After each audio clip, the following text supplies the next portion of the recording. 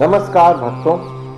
नवरात्रि में छठे दिन को मां कात्यायनी की आराधना की जाती है। षष्ठी के दिन साधक का मन आज्ञा चक्र में स्थिर होता है।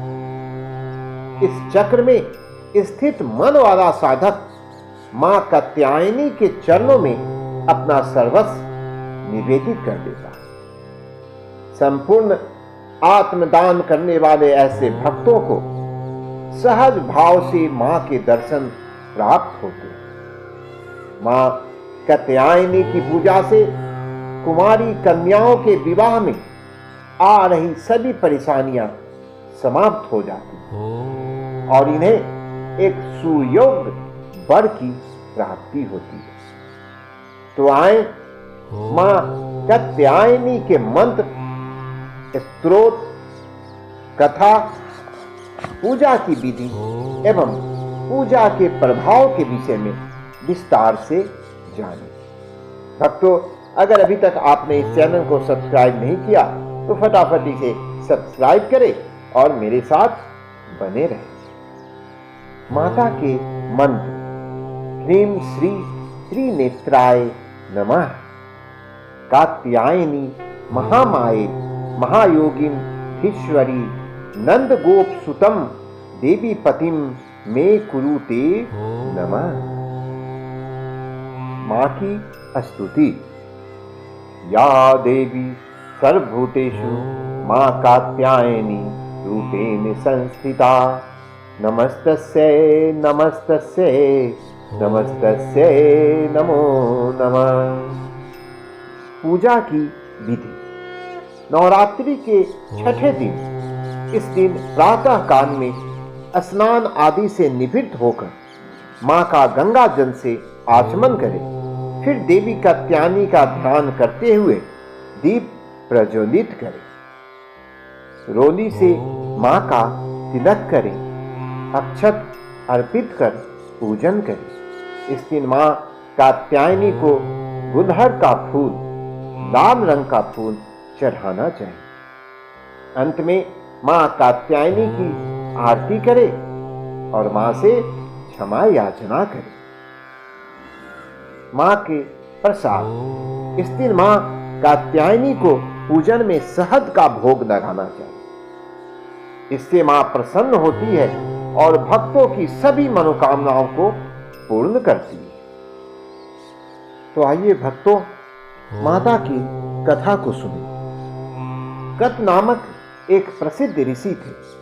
उनके पुत्र ऋषि कात्य हुए। इन्हीं कात्य के गोत्र में विश्व प्रसिद्ध महर्षि कात्यायन उत्पन्न हुए।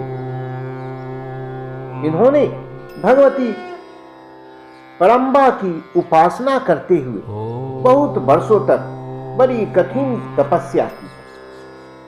उनकी इच्छा थी कि मां भगवती उनके घर पुत्री के रूप में जन्म ले।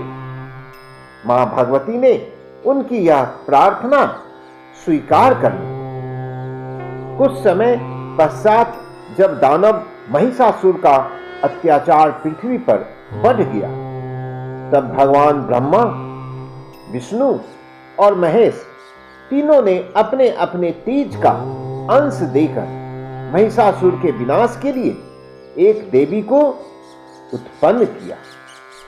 महर्षि कात्यायन ने सर्वप्रथम इनकी पूजा की। इसी कारण से यह कात्यायनी कहलाई।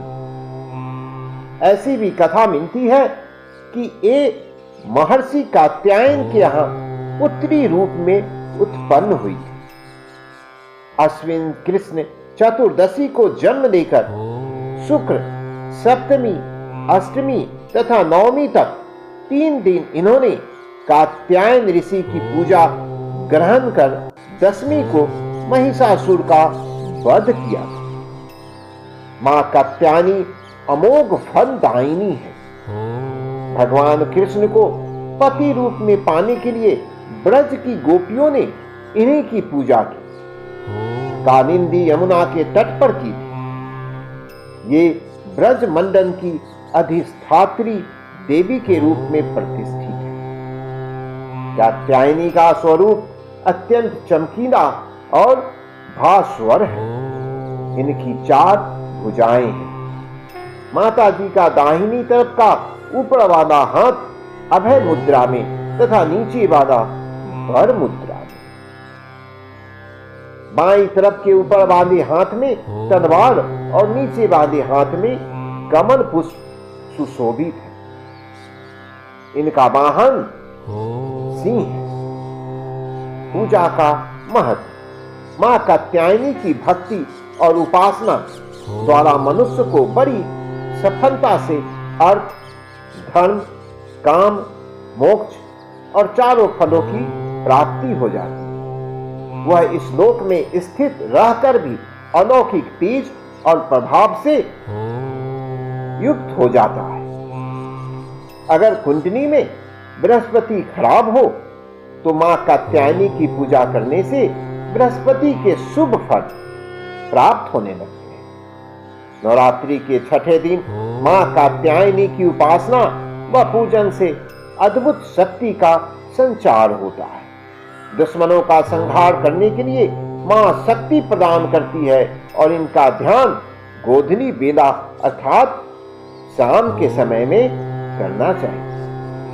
पुराणों के अनुसार कात्यायनी देवी की पूजा गृहस्थ और विवाह के इच्छुक व्यक्तियों के साथ साथ शिक्षा प्राप्ति के क्षेत्र में प्रयासरत भक्तों के लिए भी बहुत ही लाभदायक है, क्योंकि मां कात्यायनी अमोघ फलदायिनी है। मन की शक्ति की देवी माता कात्यायनी की उपासना से मनुष्य सभी इंद्रियों को वश में कर सकता। अगर आपको ये स्टोरी अच्छी लगी हो तो इसे लाइक और शेयर जरूर करें। ऐसी ही अन्य स्टोरी देखने के लिए सब्सक्राइब करें ज्ञान संतोष को। आप अपने सुझाव कमेंट बॉक्स में जरूर लिखें। धन्यवाद।